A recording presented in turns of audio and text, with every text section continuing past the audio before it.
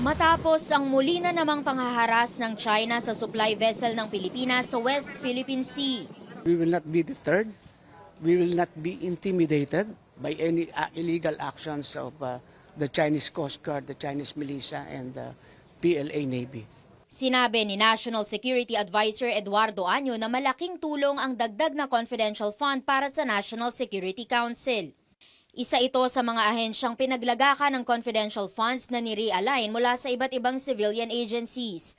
Sa pagsalang ng budget ng NSC at National Intelligence Coordinating Agency sa plenaryo, kinumpirma ng mga senador ang dagdag na confidential funds para sa dalawang ahensya. Pero wala pang detalye kung magkano.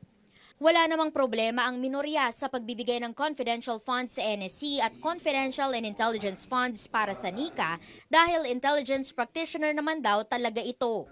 Just do a good job, keep up the good work kasi under your leadership, tumaas po ang trust ng legislature sa inyo dahil tinasan yung CIF po sa inyo. Hirit ni Senate Minority Leader Coco Pimentel, regular na i-update ng NSC ang Senado tungkol sa security situation ng bansa. Tulad daw ng ginagawa nito sa Pangulo pagdating sa mga issue ng sigalot sa West Philippine Sea, Taiwan at Israel.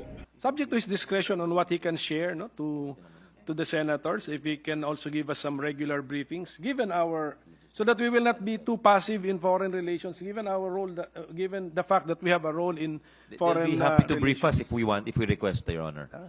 Nanghingi na rin ng tulong si Senate President Mig Zubiri sa NSC at NICA para maimbestigahan ang pag-i-issue ng birth certificate, passport at iba't ibang ID sa mga foreign nationals. Anya, banta ito sa national security. Not only sleeper cells, but also criminal syndicates. We've seen kidnap for ransom, extortion, sex trafficking being done by foreigners using our legal documents. Isinusulong ni Zubiri ang isang batas na magpapataw ng mabigat na parusa sa mga kawani ng gobyerno na sangkot sa pagbibigay ng Philippine documents sa mga banyaga. Sabi ni Senador Sonny Angara na siyang dumepensa sa budget ng NSC at NICA, sang-ayon ng dalawang ahensya na imbestigahan ang isyung ito.